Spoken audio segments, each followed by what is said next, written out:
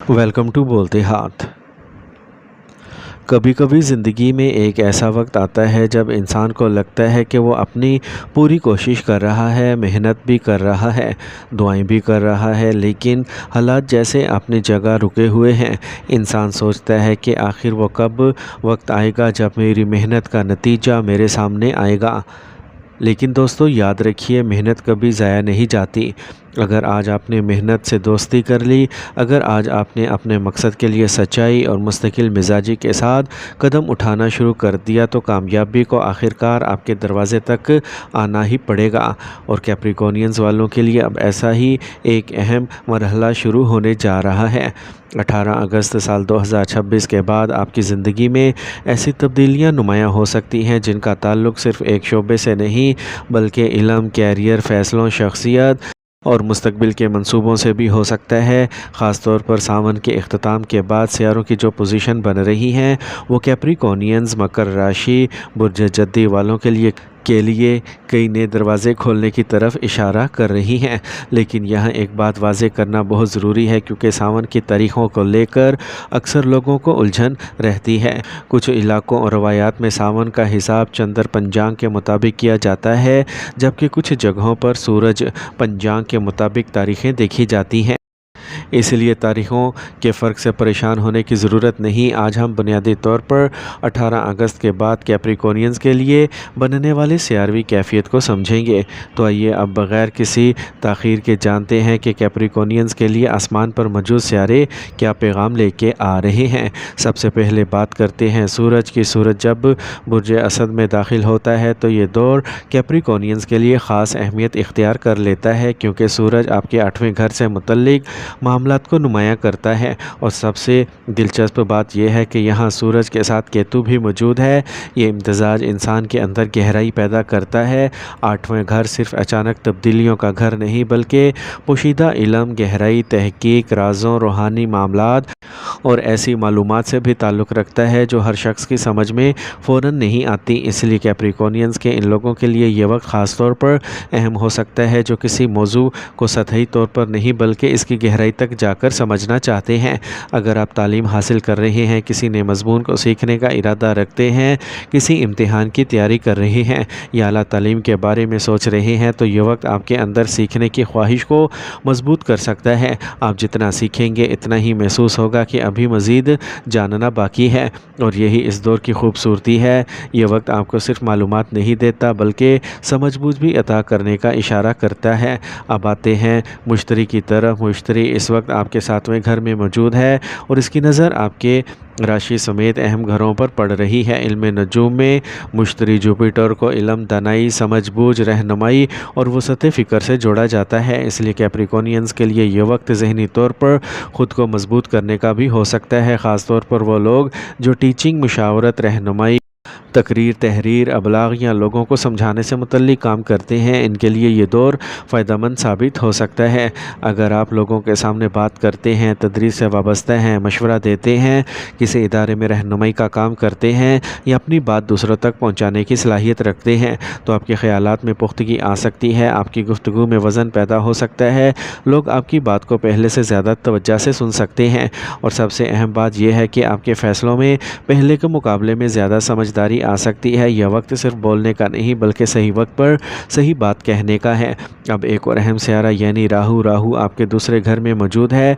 दूसरा घर ख़ानदान, दौलत, जमा पूंजी और गुफ्तगू से ताल्लुक़ रखता है। राहु यहाँ मौजूद है तो इंसान की गुफ्तगू में एक ख़ास असर पैदा हो सकता है। बाज़ औक़ात इंसान बहुत एतमाद के साथ अपनी बात मनवाने की कोशिश करता है और सामने वाला शख्स इसको बहुत गालिब महसूस करता है। ये सलाहियत अगर मस्बत अंदाज में इस्तेमाल की जाए तो आपको दूसरों पर असर अंदाज होने में मदद मिलेगी। लेकिन यहाँ एक एहतियात भी ज़रूरी है। बात में ताकत रखें, लेकिन लहजे में सख्ती ना आने दें, क्योंकि बाज़ औक़ात इंसान सही बात भी गलत अंदाज में कह देता है और फिर मसला बात का नहीं बल्कि अंदाज का बन जाता है।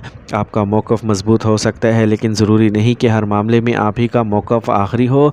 इसलिए इस अरसे में एक चीज़ को अपनी ताकत बना लीजिए और वो है बर्दाश्त।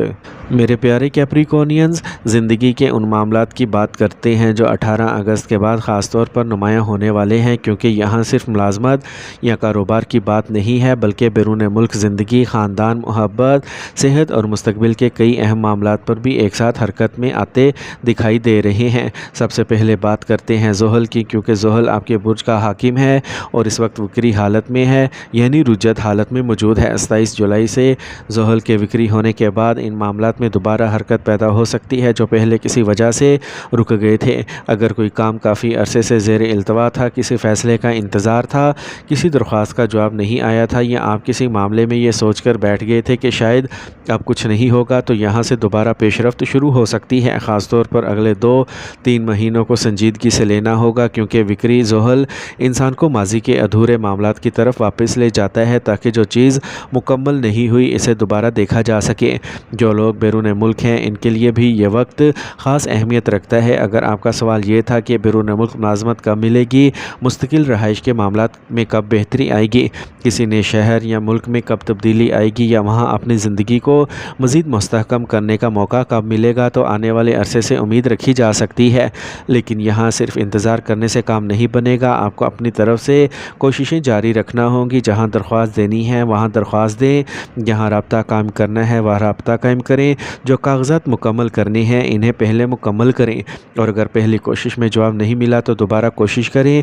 بعض اوقات ایک ہی راستہ بار بار دستک دینے کے بعد کھلتا ہے، اس لیے تاخیر کو ناکامی سمجھ کر کوششیں چھوڑ دینا مناسب نہیں ہوگا۔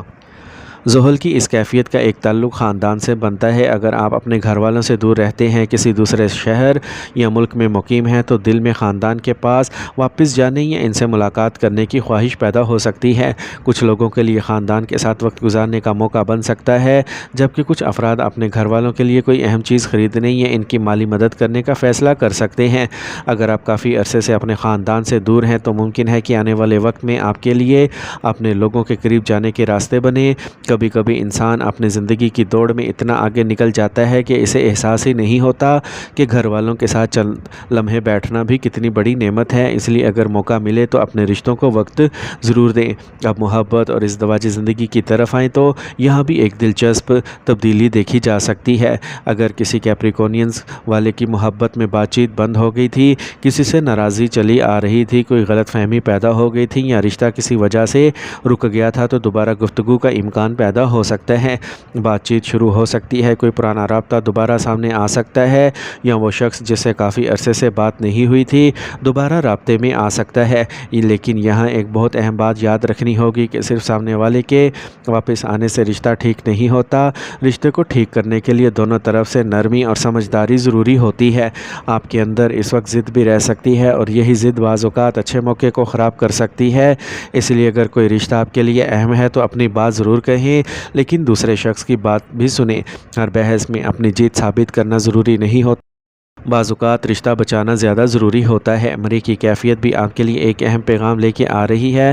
مریخ آپ کے پہلے گھر کو دیکھ رہا ہے، اس لیے آپ کی مزاج میں تیزی، غصہ، بے صبری اور جلد بازی کرنے کا رجحان بڑھ سکتا ہے۔ چھوٹی سی بات پر فوراً جواب دینا، کسی کی بات کو برداشت نہ کرنا، یا یہ محسوس کرنا کہ مجھے ابھی اور اسی وقت اپنا فیصلہ منوانا ہے، ایسی کیفیت پیدا ہو سکتی ہے۔ اس لیے اگلے کچھ عرصے میں آپ کو اپنی زبان اور اپنے لہجے پر خاص توجہ دینا ہوگی۔ دفتر میں ہوں، گھر میں ہوں، شریک حیات کے ساتھ ہوں، یا کسی کاروباری معاملے میں بات کر رہے ہوں، غصے میں دیے گئے جواب سے بچیں، کیونکہ آپ کی بات درست بھی ہو سکتی ہے، لیکن اگر انداز سخت ہوگا تو سامنے والا آپ کی بات کی بجائے آپ کا لہجہ یاد رکھے گا۔ مریخ کی نظر کی وجہ سے صحت کے معاملے میں بھی تھوڑی احتیاط ضروری ہے۔ اگر آپ کو سر درد، آدھے سر کا درد، جسم میں تھکن، یا کبھی کبھی سر کے ایک حصے میں بھاری پن محسوس ہوتا ہے تو اسے نظر انداز نہ کریں۔ بعض لوگوں کو ٹخنوں یا پیروں میں تھکن محسوس ہو سکتی ہے، جبکہ کچھ افراد کو ہاضمے، قبض یا پیٹ سے متعلق معمولی پریشانی ہو سکتی ہے۔ اس لیے اپنی روزمرہ زندگی میں آرام، مناسب نیند، پانی اور متوازن غذا کو اہمیت دیں، اور اگر کوئی تکلیف بار بار ہو یا زیادہ شدت اختیار کرے تو ڈاکٹر سے فوراً رجوع کریں، کیونکہ صحت کے معاملے میں احتیاط ہمیشہ بہتر ہوتی ہے۔ اب آتے ہیں اس حصے کی سب سے بڑی خوشخبری کی طرف، اور وہ ہے 3 ستمبر کے بعد آپ کا کیریئر۔ زہرہ 3 ستمبر سال 2026 کو آپ کے 10ویں گھر میں داخل ہوگا، اور 10ویں گھر کا تعلق ملازمت، کاروبار، پیشہ، عہدے اور عملی زندگی سے ہے۔ اس لیے 3 ستمبر کے بعد کام کے میدان میں بہتری کے امکانات زیادہ نمایاں ہو سکتے ہیں۔ جو لوگ ملازمت کی تلاش میں ہیں ان کے لیے یہ وقت خاص طور پر اہم ہے۔ اگر آپ کافی عرصے سے نوکری ڈھونڈ رہے ہیں اور درخواستیں بھیج رہے ہیں یا کسی ادارے کے جواب کا انتظار کر رہے ہیں تو 3 ستمبر سال 2026 کے بعد اپنی کوششوں کو مزید تیز کر دیں۔ ملازمت کے نئے مواقع سامنے آ سکتے ہیں، کسی ادارے سے جواب مل سکتا ہے، انٹرویو کا موقع آ سکتا ہے یا ایسی جگہ سے پیشکش ہو سکتی ہے جہاں آپ نے پہلے کوشش کی ہو۔ جن لوگوں کے پاس پہلے سے ملازمت ہے ان کے لیے بھی کام کے میدان میں تبدیلی دکھائی دے سکتی ہے، نئی ذمہ داری مل سکتی ہے۔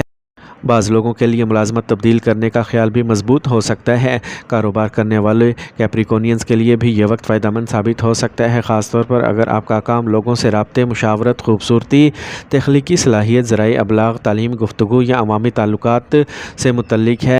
آپ کے لیے اپنے کام کو زیادہ لوگوں تک پہنچانے، نئے رابطے بنانے اور اپنی صلاحیت کو نمایاں کرنے کے مواقع پیدا ہو سکتے ہیں۔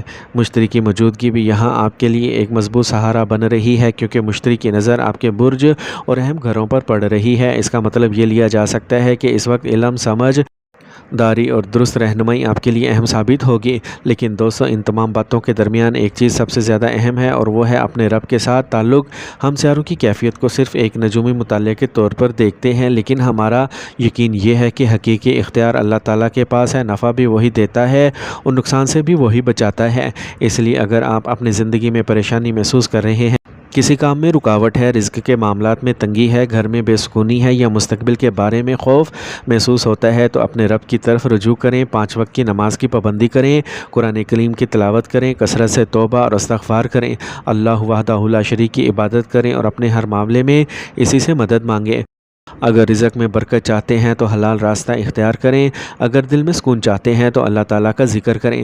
اگر کسی معاملے میں رکاوٹ ہے تو نماز کے بعد عاجزی کے ساتھ دعا کریں، صدقہ خیرات کریں، ضرورت مندوں، غریبوں اور یتیموں کی مدد کریں، اپنے والدین کا احترام کریں اور کسی کا حق اپنے ذمہ نہ رکھیں کیونکہ انسان جتنی بھی منصوبہ بندی کر لے آخرکار فیصلہ اللہ تعالیٰ ہی کا ہوتا ہے۔ ہمیں اپنی کوششوں میں کمی نہیں کرنی، دعا نہیں چھوڑنی اور اللہ تعالیٰ کی رحمت سے مایوس نہیں ہونا۔ میرے پیارے دوستو، اللہ تعالیٰ آپ کے لیے حلال رزق کے دروازے کھولے، آپ کی جائز دعاؤں کو قبول فرمائے، آپ کے گھر میں محبت اور سکون عطا فرمائے، آپ کو ہر پریشانی اور آزمائش سے محفوظ رکھے، آپ کے علم اور عمل میں برکت دے اور آپ کو ہر ایسے راستے سے بچائے جس میں آپ کے لیے نقصان ہو۔ اللہ وحدہ لا شریک ہمیں اپنی عبادت، نماز کی پابندی، قرآن کریم کی تلاوت، توبہ، استغفار اور نیک اعمال کی توفیق عطا فرمائے۔ آمین۔